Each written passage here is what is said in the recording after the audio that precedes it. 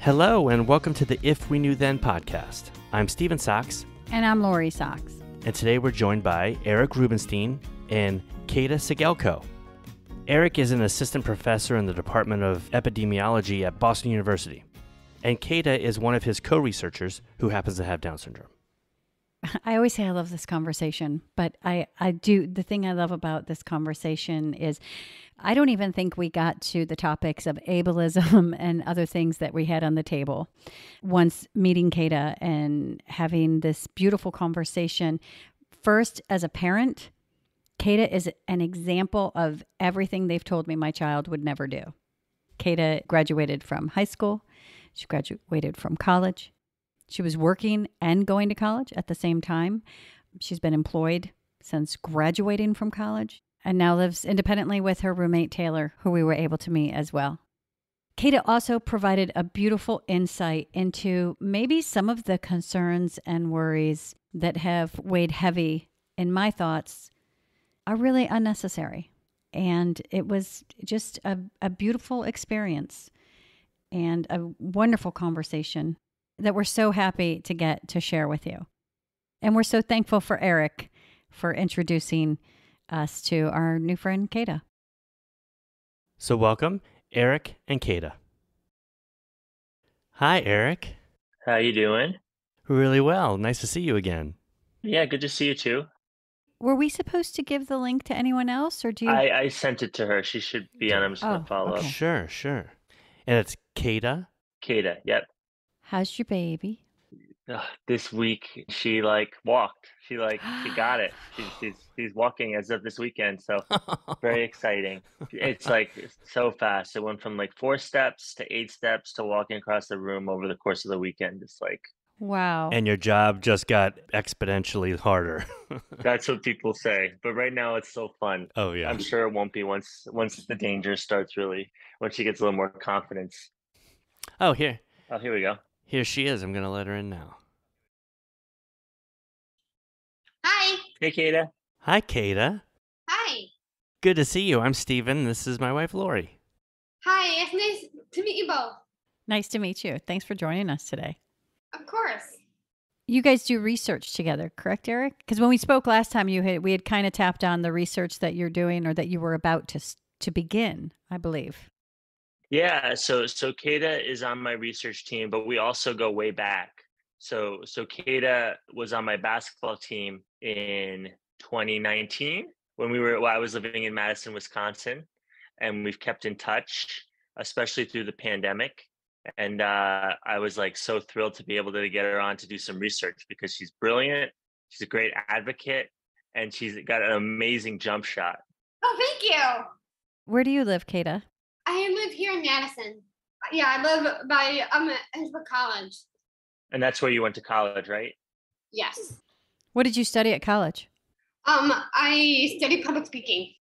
Have you finished college, or are you done with it? I graduated in May of 2019. Can you tell us a little bit about that experience? I'm just going to jump right in here because I want to know. Well, we have a son. We have a son, Liam, and he has 12. Down syndrome. And, to be perfectly honest, that's one of the things that they've been trying to take off the table since before he was in kindergarten was education. And so I want to talk to you about your education for our listeners and parents out there. Maybe you'll share a little bit about your education experience and that led you all the way through to college and to graduate. I went to high school at Monona Grove here in Madison, and what got me into the public speaking was my freshman year of high school, because I gave my first ever presentation to my Spanish 2 class all in Spanish. It was pretty amazing because I had to memorize all the things I was saying in Spanish, and I had help with my case manager at the time, Brandon Beckwith. He helped me with that the first time, and then my sophomore year, my case manager then, Diane Jensen, she helped me skyrocket my public speaking and helped me expand new horizons with it. and that started in 2010. So it's been 12 years since I've had my public speaking career. And what do you do for work when you're not public speaking? Tell them about your job. When I'm not doing public speaking, I work at the UW hospital and clinics here in Madison. I work as a hospital services assistant in the radiology. So I go back and forth between the breast center, ultrasound, and sometimes I'm X-ray whenever they need me. And you work a full-time job or close to full-time? Yeah, close to full-time, yes. I work at 9 a.m. to 3 p.m. Well, I don't know about radiology, but you're a wonderful public speaker, I can tell already. Thank you. Thank you. I've asked her so many times if she can sneak me in for an X-ray, and she always says no. Eric! So I don't know. Eric, you've never told me that. What made you want to go into radiology? I went through Project Search in 2014 after I graduated from high school. I took a gap year and I did Project Search during that time, and I've really gotten comfortable with helping people get well, and I'm helping my coworkers get what they need in order to help the patients get better. And I also like helping people a lot too. So, do you want to explain what Project Search was? Yeah, it's a 12-month long job training program for individuals with different abilities between 18 and 21, and the goal is to get them permanent employment once they've graduated from the program. That's the ultimate goal. We go through 4 rotations, and I did my 4 rotations mostly at the UW side of the hospital, and a little bit in the children's hospital as well. How old were you when you graduated high school? That was 2014. So yeah, I think I was like 19 or 20, I think. Was it difficult going to applying to college? It was a little hard at first, because before I went to college at Edgewood, I got accepted into the REACH program in Iowa, and then once I got my acceptance letter from Cutting Edge, I had kind of a hard decision to make whether I wanted to be an Iowa Hawkeye or an Edgewood Eagle. And I felt like I didn't want to leave home quite yet. So I decided to be an Edgewood Eagle because I didn't want to be too far away from home. And then when did you start working with Eric besides basketball? Was it just, when did you start researching with Eric? I think it happened this year in July. Yeah, so we kept in touch since I left Madison. We were real big COVID quarantine buddies. We would drive, my wife and I would go by her apartment, and I would say bother her, Kaethe, and her roommates. We weren't really invited. We would just kind of come and bother them. But so we kept in touch, and as this opportunity came to pay our co-researchers, I was like, oh, I know just the person who's got all of the skills and also doesn't put up with my BS, which is important. Someone that'll stand up to me and tell me, Eric, you're wrong. This is how you do it. Like, Kaethe is good for that. Kaethe will stand up. Well, tell us a little bit about the research that you're doing. I'm trying to remember. Eric, you might have to help me. Yeah. So what did we talk about last week? We talked a lot about mental health. Remember? Yes, and ways to help reduce stress and that. Yeah. So we're meeting every other month, and we had 2 meetings so far, and we're at the part where we're just picking our research questions. So our co-researchers are really interested in mental health and improving sort of how people with Down syndrome, adults with Down syndrome, get mental health and make sure that they're working on their mind and not just their body.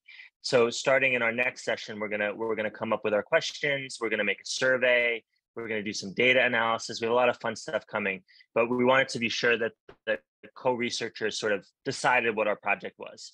So far, we've just been coming up with what the co-researchers want to research. And it seems like everybody's interested in mental health and has some unique angles and ideas. And we had a really, really nice conversation about what you can do when you're stressed and have anxiety, and who you can go to, and how some people do different things. And we're hoping to do some research to see what it's like for more people with Down syndrome, and sort of what people do for help. Does that sound right, boss? Yeah. Yeah, I'm not your boss, Eric. That seems like a really important subject, especially you talk about COVID. I mean, that's mental health is something that we need to focus a bit more on. That's nice you guys got to see each other during the pandemic, though. Well, one thing that we watched your video. Eric sent us over a little 1.5 minute video on some of your speaking.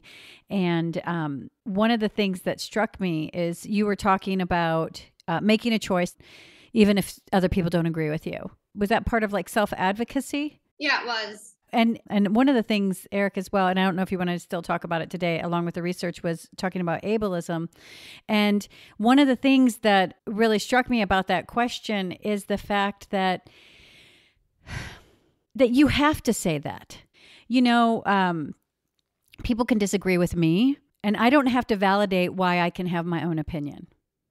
And so what struck me about that is I just don't think it's fair that you have to validate why you have your own opinion. Like you should have the equality of everyone on the Zoom, everyone who's listening, everyone you meet, that if you say, I don't agree with that and this is what I want, that should just be it. Should be a rule that it doesn't have to be stated. The lesson is that it's okay. And it took me a long time to actually learn that it is okay if not everybody agrees with my opinion. You know, not everybody, that I think it's a good lesson for everyone. But I just felt like when you were talking about it, that it's so much, like you really have to tell people. Do you know what I mean? Like, and you can correct me if I'm wrong in that conversation. And then my question would be to ask you if you want to talk about that. Like, how does that feel? That do you ever disagree and have somebody feel adamantly that they know what's better for you? Yeah, sometimes it can be hard to voice your opinion if others don't say that they don't agree with it. I know that when you voice your opinion, it's good to have your voice be heard. And I feel like it is important for us to have our opinions be heard, even if someone thinks that it's not the right choice, you know that it's the right for you. Have any examples of when that's happened to you that you want to share? I believe I do. One of the opinions I had earlier today was wanting to either go to Oktoberfest or stay back and be at my apartment with my roommate. And I voiced my opinion, and my parents knew that I was frustrated. And so my parents said that they would like to see what Oktoberfest is like. So my opinion was solved, and I felt a lot better because I was able to take some deep breaths and know that things were going to be okay. And I knew that I knew that I was standing my ground when I told my parents my opinion, and they told me that it's okay for me to feel this way, but compromising was what ended up happening, and it worked out well. Did you want to stay home or go to Oktoberfest? I went to Oktoberfest with my parents, and they liked the atmosphere of it. So, you know, I asked that because, you know, our son Liam is 12, and what I started to realize, I think it was really in distance learning when I was listening to other people on Zoom talk to him, or when he'd, his expressive language isn't quite as expressive as yours yet. And sometimes somebody might not know what he's saying. So he'll resort to trying to communicate and bridge the gap for other people.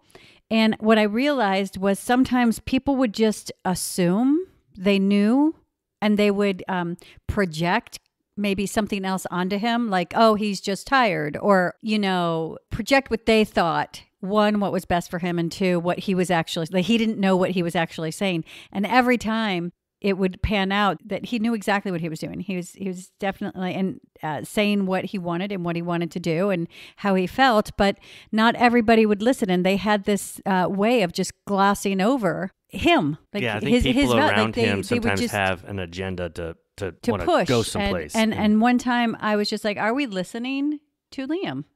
Let's listen to Liam.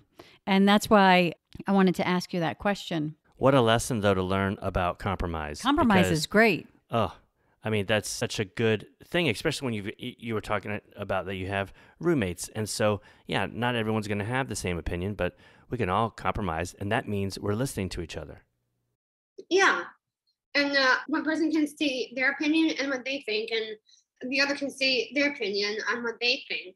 And being able to make a compromise between the two is, I think, the easiest way to go about it instead of arguing. You'll find that if you ever need life advice, Kaethe is the perfect person. She goes, no matter the situation, she has something like about the importance of compromise or listening. She's a fountain of wisdom. Where did you start learning about compromise and listening and things like that? Yeah, that's a good question. I've learned how to know all these terms because I've learned a lot from my parents, and they helped me to understand the value of what compromise actually means, and how it's okay to have your own opinion, as well as listening to the other, and compromising with them as a way to make things better. I think that's something everybody could. Yeah. We could all use a little help doing. Did you have IEPs when you were in school? Yeah. Did you attend them? Yes. That's good. We recently talked to someone that we didn't even think of that as an option, and I think that's something we want to start doing with our son. The compromise makes me think of back to research group. I mean, there must be, obviously everyone has an opinion when asked a question about the research, or maybe you're working together a bit and there must be compromise involved in that. Eric, how does that usually work? How does the group work on researching together? Yeah, so we're definitely still feeling it out. As I mentioned, we've met twice, but we've been sure to set ground rules. We sort of, as the research, as the BU side of things, we came up with a list, and then the co-researchers were like, no, these are bad rules. These are better rules. Added things like listening and respect, and really sort of letting the co-researchers set our ground rules is really important. We also sort of just have a great group that makes it really easy with people like Kaethe, and I met a lot of people at the conference in LA, so we recruited from there. So we have a lot of Angelinos. Well, they live around Los Angeles, so really some great folks that really make it easy, and I think that everyone's excited. So that really helps, and it really is a collaborative group. What do you think, Kaethe? How does everyone get along? I think we all get along great. Even though we have differing opinions, I know that we all come together and are able to compromise. Eric, what is the goal? We kind of jumped right into it, but what is the goal of the research? Like, I'm not a researcher, so if I use the wrong terminology, I apologize. So it's kind of like the goal of the program is sort of two faceted. One is to inform the work that I'm doing. So if I am writing a research paper on dementia and Down syndrome, I can talk to the co-researcher team and say, does this make sense to you? Do you agree? Is there anything that I'm missing that we should add? So that's part of it, is to sort of take the research that us academic nerds are doing and have some people with some real life experience looking at it and helping us disseminate it to the community. The other part we're doing is that we just have all of this data that I talked about last time, and we want the co-researchers to do research. Tell us what's important to you, and we'll do it, and we'll work together to come up with our research questions. So the grant that funds my work doesn't have anything about mental health. So the co-researchers saw kind of what we're working with. We said, oh, mental health is important to us. So we're going to research mental health. And part of that will be going into my data and sort of talking to us about what they want to do, what we can look at, sort of looking at big population statistics for mental health. That's going to be one project. And then the other, we're going to make a survey. So we'll work together, we'll come up with questions, we'll talk about how to send it out to people. Probably in a year, we'll come on your podcast and beg people to fill out the survey. So we're sort of going to walk through a whole research project with that piece with the survey, whereas we're sort of just going to talk about mental health and get some background statistics with the data I already have. So that's our plan for the next 2 years, and we're really excited about it. We have some special things in the works that we're trying to get everybody involved with opportunities like this and being on podcasts and doing conferences. We have a co-researcher going to the American Public Health Association conference with us next month and presenting a poster.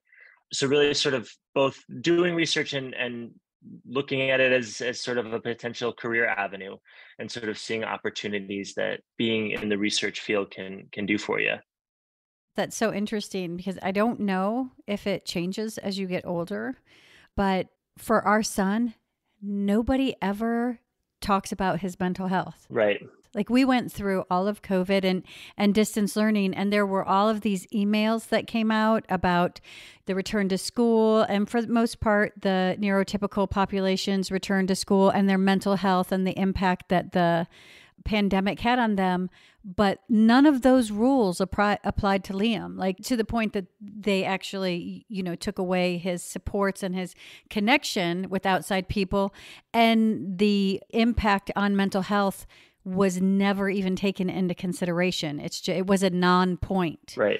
And does that change as you get older? I mean, do people start? Well, so I mean, this is like completely speculating on my part, but there's part of the stereotype of Down syndrome being happy-go-lucky and cheerful, and especially compared to other developmental disabilities, where it seems like the link to depression and anxiety are like more part and parcel, sort of thinking of autism and sort of what we see there, where it's like really part of the phenotype. And then when people think about Down syndrome, they're more like, oh, it's people are happy and they're actors and they're good spirited, which, everyone's obviously different, and not, that stereotype does not hold. That's a guess of why that might be the case, is that there's some outdated notions of what it means to have Down syndrome. As it terms for getting older, the transition period we know is tough for kids and parents in terms of that change from being a student to having to find work or other activity. Maybe Kaethe can talk about what that was like for her. But also when we see sort of later in life with dementia presenting, there are some major changes that affect mental health there. But then it's like sort of like everyone else, where there's ebbs and flows across your life course of mental health. Kaethe, do you want to talk about what it was like going from high school to work in college as sort of your mental health?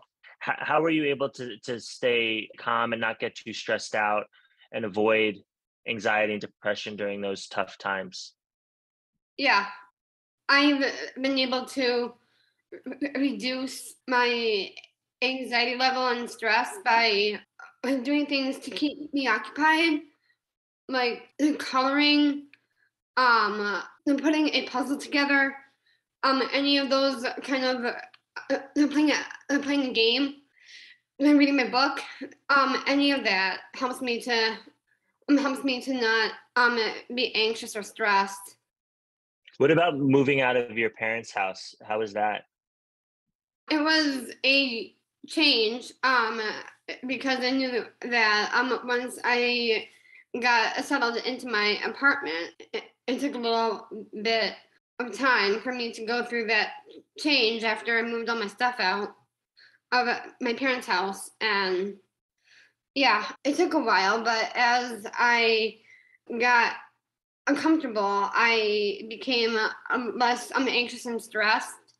And I was able to start a new chapter in my life with a work. And after graduating from high school and taking the gap year, that was a change that I had gotten used to for a while.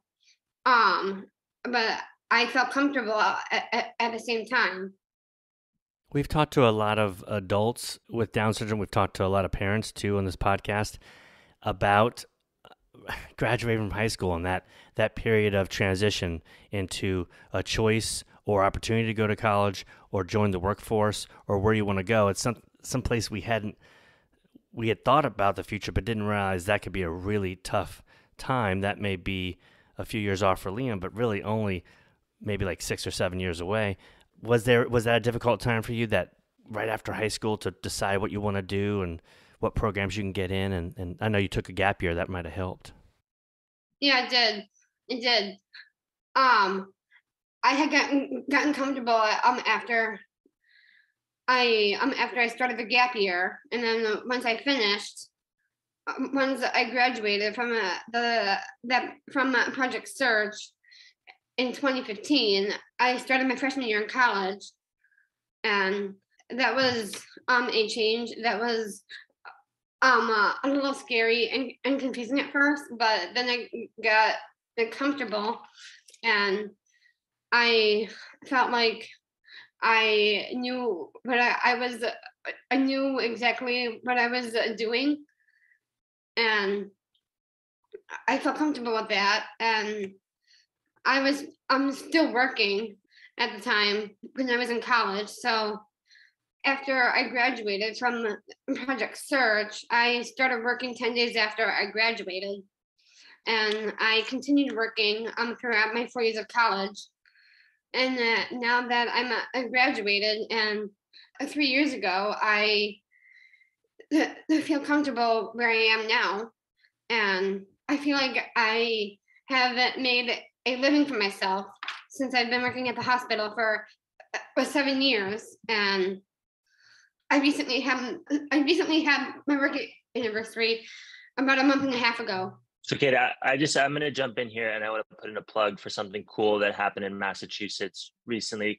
With the state legislature passed a law that was the first of its kind in the country, that it makes it so that people with intellectual disability, autism, or other developmental disabilities can attend college as a non-degree seeking student without passing any sort of exam to sort of qualify, and it lifts the age restriction. So prior to this law, students in high schools that partnered with community and state colleges could do some of their like last 4 years of the 18 to 21 in colleges while also being in special education. So that got waived now. So students can go after high school, they can go to colleges without needing to pass these requirements to get in. They can have more experiences at colleges, like a program like Project Search. That was your college program, right, Kaethe? Oh, Cutting Edge. Cutting Edge. So a lot of these universities have these programs that take like 6 to 8 students. Their programs are fantastic, but it's not enough. So this legislation and more legislation like it that puts money into these programs is huge, because as Kaethe says, it's like a life-changing experience to get to go to college. But as any young adult, it's expensive, it's hard, it's not easy, but putting money behind it so we open up more spots for our kids with developmental disabilities and Down syndrome really widens the playing field and really gets more people these opportunities, because they exist. It's just hard to get into without sort of state and policy behind backing these programs. So that's something really to advocate for as your kids get older and enter this age, that everyone should have the opportunity to go to college. And as it should be affordable for everybody, there should be opportunities for people with Down syndrome to be able to enroll. I think Massachusetts was the first to pass this law, and it was just this year. So hopefully other states mirror this.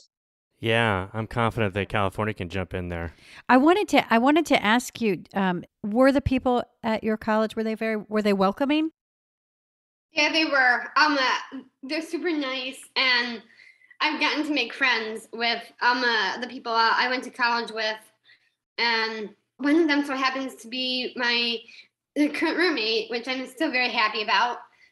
So I'm glad I continue to be friends with her, and I've made so many other friends in Cutting Edge, and it just seemed like it was a whole new world that I never experienced when I was a freshman there, and I've really gotten to know a lot of people post a college who I went to school with, since I am part of our alumni program.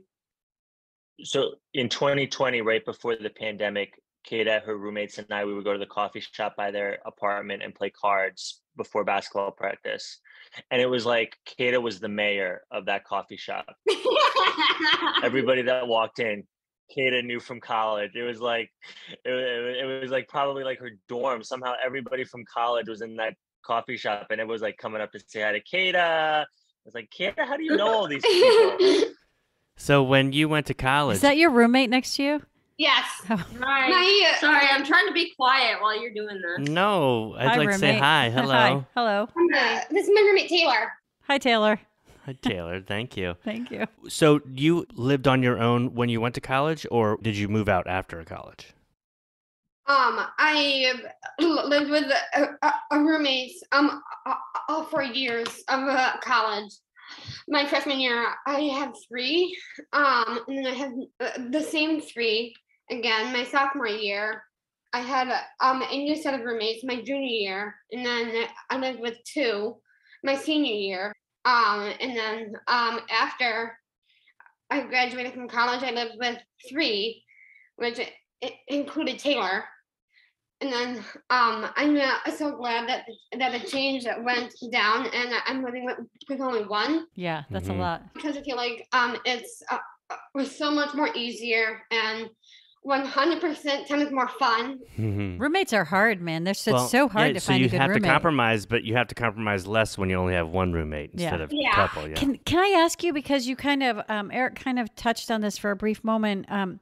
How do you feel about the stereotypes of Down syndrome? And first of all, maybe you don't experience that. Do you experience the stereotypes? I would say to that no, because I'm always a happy-go-lucky person, and I always like to see the positive things in life rather than the negatives. So I'm always a bright spot, and the people who I know well, they know how much of a positive person I am, and how much I can uplift the people. I can easily uplift Eric. So Yeah, that's the challenge. Tough to ask. Do some people ever try to help you when you don't need their help? Like they go out of their way to help you and you don't really need their help? yeah, How does that make you feel? it makes sometimes it makes me feel like I'm not like my help isn't wanted, but I know it's still there. When people say that they want help, even though they know they don't need it because they know how to help themselves, I know that I'm always there to support them and still be their friend, even if I'm not always helping them. Gosh, you're so smart. Thank you. No, I was thinking about being the mom of Liam. I see things from the outside. And for me, like, stereotypes have always just bothered me. And when I'm talking to you, I just think I realize that they don't need to. Yeah.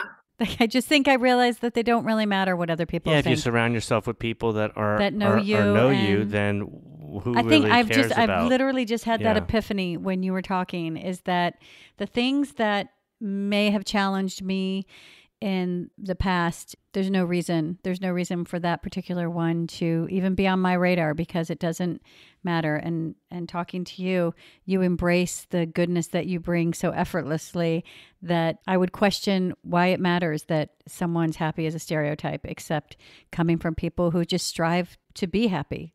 If you find yourself as being, you said it's your strength of being happy and And because it is a strength. I mean, oh, it's a strength. And it is something that is, and it's something that's needed in the world. It's something that there's not enough of. I can only imagine the asset you are at the hospital, because sometimes that can be a difficult time for the patient where they may be a little nervous about something, or just being in the hospital sometimes makes you a little anxious. And I could see how your strength would be an asset to them to help them.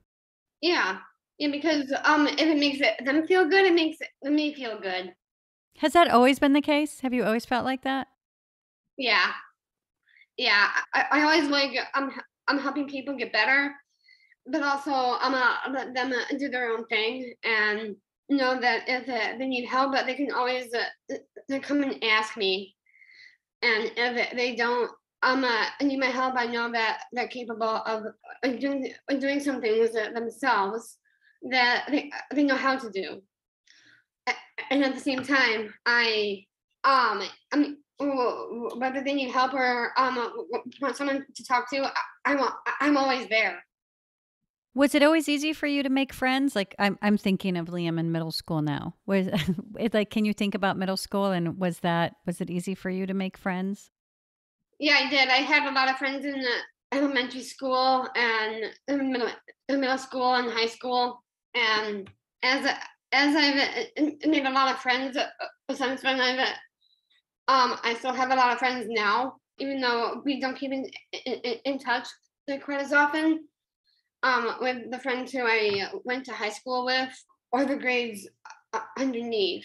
I haven't been in connection with them in a while, but I've made a lot of friends throughout the entire time I've been in and out of school. So Now, just geography-wise, how was it that you, Eric, and Kaethe, how did you come together in person to play basketball?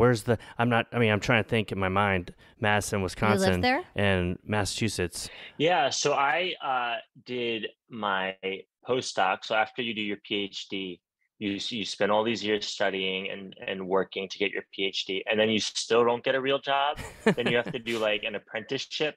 So I was in Madison for 3 years doing that, and I was coaching Special Olympics there for a few years. And unfortunately, Kaethe wasn't playing basketball then. And then all of a sudden, I got this new power forward on my roster.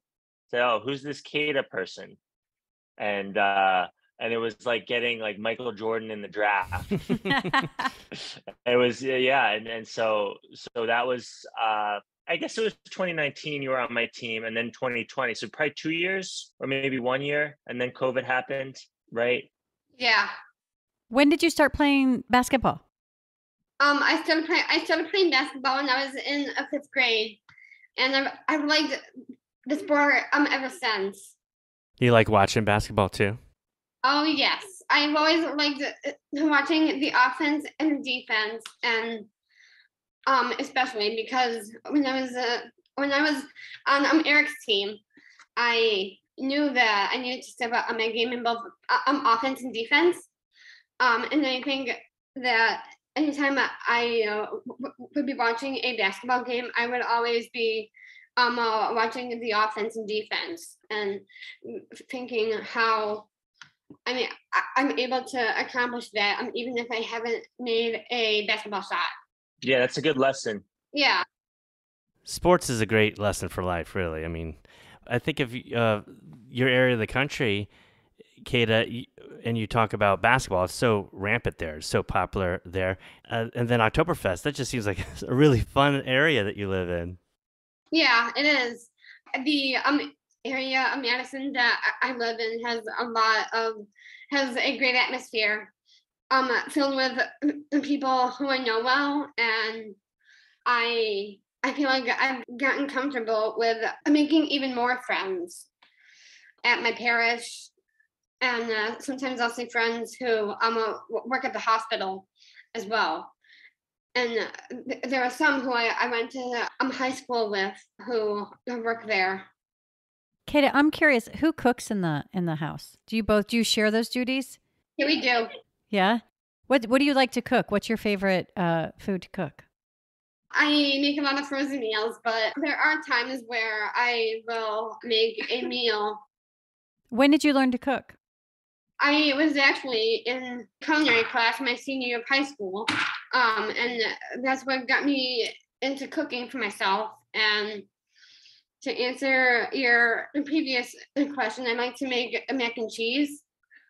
I also like to make grilled cheese sandwiches with a tomato soup and a veggie. One time I made a shrimp stir fry on the stove. I made it once. And I've also made breakfast on the stove too. I've seen some in some of like the academic world around this area that like us academics are stealing the word adulting as like a concept for this transition period. I don't know if you've heard it as like a meme where like, you know, a college kid is like, adulting is so hard when they have to like do their own laundry or whatever. But Kaethe is really good at adulting. She lives on her own better than I could. She cooks her own meals. She gets along with her roommates. Like Kaethe is a pro at all of those skills that you need to do to like be an adult, which are the not the fun ones, but the ones that you need to do. Right, and also to be independent as well, because it's important to be independent and to learn all these life skills. With a roommate or not. Well, it's so funny, those memes. I never knew they were for college kids. I always kind of thought they were for the adulting? For the adults. I only see them in PTA meetings where people are like, I don't want to adult today. I thought they were for, I think they're for everybody maybe, right? Yeah, I guess they are for everybody. I guess you always think that the people older than you have it all figured out. So like that Olaf song, when you get older, it'll all make sense. Yeah, I love that song. Right. And that's the joke is that no. Right. Well, I asked those questions because you're doing everything, Kaethe, that they told us our son wouldn't do. And there are parents that I hope are listening that can see, it's not true. The beliefs that us parents are given are archaic and come from a place that, is from the past. From the past, right? Yeah. So I love having these conversations, and I selfishly love talking to you because, in my mind, some of the things that were said to me as a parent, even though I believe in my son and his potential and giving him every opportunity and support to live his life and to figure out who he wants to be, when you see somebody who's done that, and we don't always get examples, it just makes that dream that you have for your child, every child, more of a reality. Yeah. I love the fact that the first two items that you said you cook include cheese, which is you have good cheese, don't you? Which is so fitting. Yes, because I'm from the cheese state. I know. I had a friend, he grew up in Wisconsin, and he came back with in a bag of, and you would know these, and I'd never seen before, cheese curds. Yeah. Yes. Well, I ate it, and I like took one bite, and it was so fantastic. Halfway through the bag, he was like, you you can't eat that many that you're eating. You can't eat the whole bag, because you're gonna get yourself sick. And I was like, I could eat it. I could eat the whole thing. It was so good. Do you guys want to share? And I don't mean that. I know like the personal stuff is so important to me. Is there anything that you want to share about the research that you're doing, or Eric, we talked a little bit about that you're doing this research, but that it was important to include the community as well. Yeah, so it's hard to update on research because we like this peer review, so we don't want to say anything before like we get through it. But I guess I can tease that we've been working on our data. So to remind you, we have the Medicaid data for adults with Down syndrome for 9 years. So it's all de-identified. We can't figure out who's who. It's all like that. But we have a sample. Our sample ends up being 120,000 adults with Down syndrome, which we think is almost all adults in the U.S. with Down syndrome, which means what we figure out can be useful for everybody, which we're really excited about. We were sort of worried that our sample wouldn't be all that big, and it's going to be almost everyone. So that's really exciting. We're looking for ways to disseminate our work as a co-research team. So maybe there'll be, a webinar maybe around World Down Syndrome Day, maybe So that's a little tease that I don't think Kaethe knows about yet, but we're working on that. And yeah, we've got some fun stuff coming out from us. And if anyone wants to reach out to me on social media, I think Kaethe, we have to get a website up for. I know that's on your to-do list, right? Yeah. Yeah. Do you have any other? This is the plug section. Do you have any plugs, Kaethe? Anything you want to promote? If somebody wanted you to come speak how would they reach you? I would want them to reach me by email. And if you want to hire Kaethe, you have to give me 15% of whatever you charge. I'm taking my agent's fee. Eric! Just kidding. Kaethe, you're okay if we put this where people that listen to our podcast could see your email? That's okay with you? Yeah, totally. Oh, good. Totally, because I'm always happy to do more of this stuff anyway, because it'll help me with my public speaking career, with my public speaking, actually a business, because it went from a career to a business, and I'm going to be promoting my business at the Self-Determination Conference. I'm going to be having my own table, and I'm going to be selling my merchandise to promote my public speaking business. Is that in Madison, Kaethe? Where's that conference? Yeah, at the Wisconsin Dells. I'm here in Wisconsin. Well, if someone doesn't see your email on the show notes, they can always get in touch with us, and we'll forward their information to you. Yeah. That's fantastic. What's the message that you like to get out? What is the most important message that you like to get out? I want people to know that they have a voice and to not be afraid to use them. I want to be able to help people find their voices and not be afraid to be who or what they want to be in life. I love you, Kaethe. Thank you. I want to be doing this stuff more often because it's making me feel so happy. Lori and Steven, you could start a podcast network. Yeah. And you could have Kaethe. Kaethe can have her show. Oh, yeah. Hey, I'd be cool with that. You could be our co-host every once in a while. How's that? Yeah. Honestly, if there's something that you want to talk about, if there's something that's or if you know on someone your that mind you'd like us to interview, the three of us could interview that person if you like. Totally. Great. Yeah, this is fun. I want to do this more often.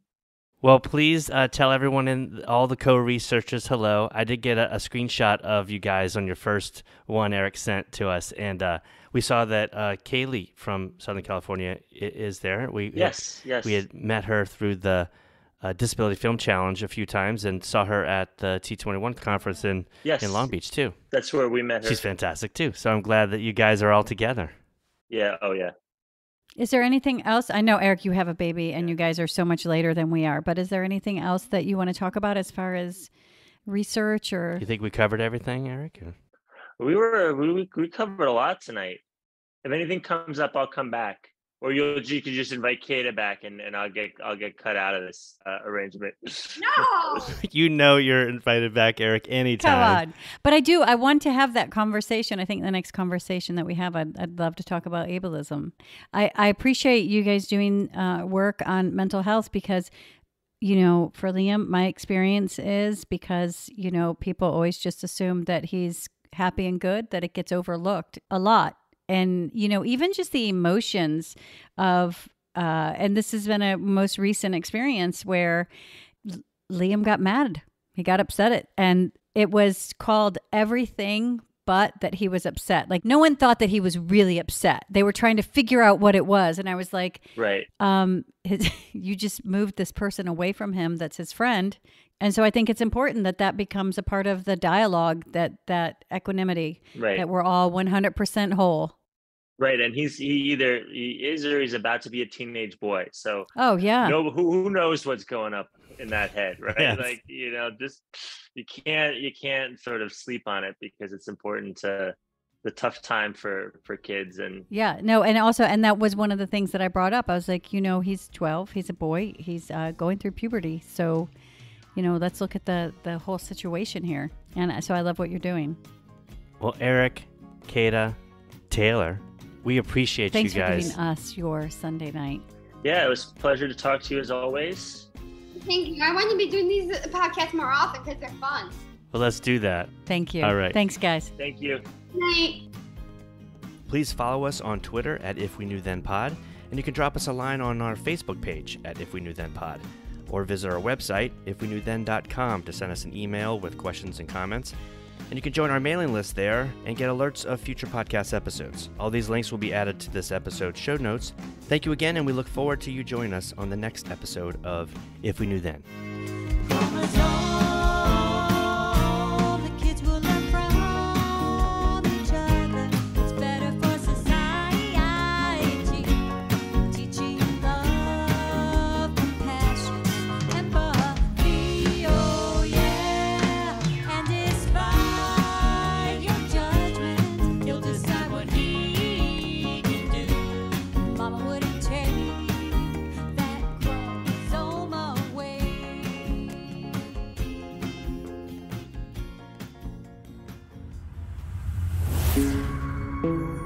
Thank you.